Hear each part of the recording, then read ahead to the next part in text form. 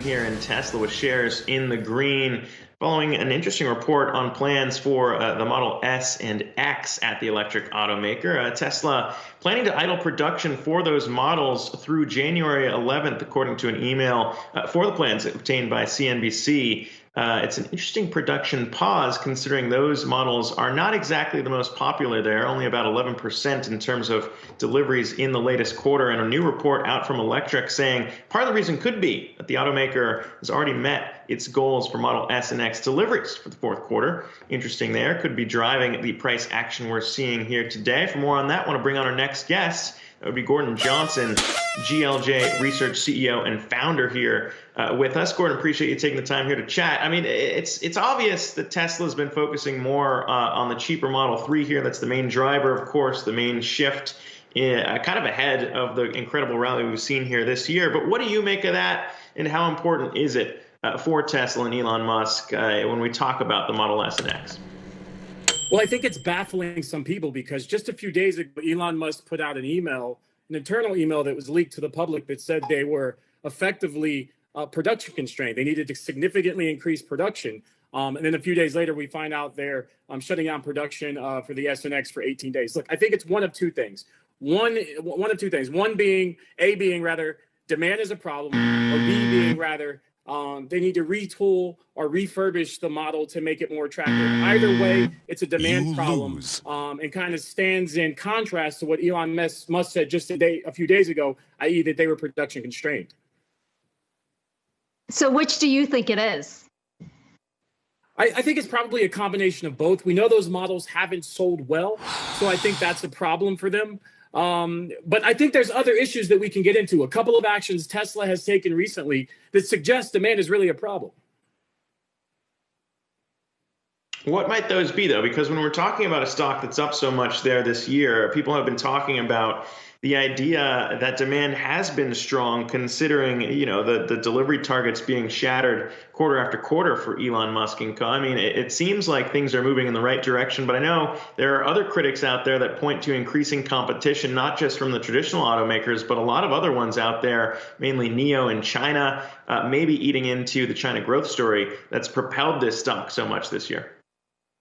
Right. So I think what's important is, look, we're the biggest bears on the street, and our estimate for 4Q deliveries is 180,000. The street consensus is below us. I think everybody's below us. So I think the street overall is sandbagging their numbers, which allows Tesla to continue to beat. But think about this.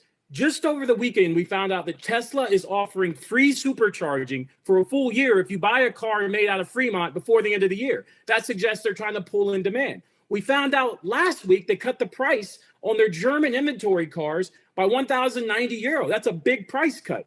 They're trying to push through demand. And we know that Elon Musk, has cut the production, et cetera. And if you looked at China, right? So in China, people got excited about in October, the sales were about 12,000. In November, it looks like they jumped to about 21.5 thousand. We believe what enabled that was an 8% price cut at the beginning of October, which we really saw in November. But the problem is that price cut was enabled by them changing technology, LFP batteries, which are now being widely reported in China to only get 50% of the range in the winter and only get 50% of the range reported today in Europe in the winter and cold weather. So the problem is, potentially for Tesla, is are they going to be able to continue to sell that amount of cars in China now that people are seeing that the range is only half of what's promised? And we also think there's issues with respect to the coming S&P inclusion. And I mean, I was going to say that all of this you're pointing out here, as we look to that inclusion on Friday, certainly the announcement was a big catalyst for the stock. You say that you're very bearish on it right now. We're looking at Tesla's trading at $635 a share, roughly. Where do you think fair value is? I think fair value for Tesla is probably around 60 to 80 bucks. We think it's going to head there. We think it happens next year. We think 60 to 80 bucks. Going to be a problem. Want to talk? No, go ahead. I'm sorry. Did you say 60 to 80 bucks? Correct. Walk me through your thesis. Right. The thesis is simple. Tesla's currently trading at about 200 times earnings, whereas on average, automakers trade around 6 times earnings. Tesla is seen as a technology company, but they don't have the technology that people think they have with respect to there's no there with respect to the batteries. And with respect to S&P inclusion, I think this is important. Since the S&P announced they were going to delay the inclusion about a month and a half ago, or they were going to include them about a month and a half ago, there's been about 1 billion shares traded. And prior to that, when they reported a profit in 2Q, there was 1 billion shares traded around that time. However, based on the S&P's own estimate, there's about 130 million shares that need to be purchased by indexed fund holders. So the point is, on that inclusion, you're going to potentially have a lot of shares that have been front run on this inclusion that are going to have to be sold. So you could have a significant sell-off on Friday or before Friday as some of that money that went into Tesla stock looking for inclusions comes off. Now, to your question of what our thesis is, listen, next year, right, Tesla has only been profitable 4 quarters out of their entire existence as a company since 2016, excluding credit revenues. These are government-funded revenues that Tesla gets. They weren't even profitable last quarter. Next quarter, for the most part, we believe those credit revenues significantly fall and in 2022 go away. The reason is because every automaker is now selling their own EVs. So if Tesla goes back into loss-making status, and when you add to that the fact that even the big jump in their Chinese revenues, their market share in China only went from 8% to 12.5%, October to November.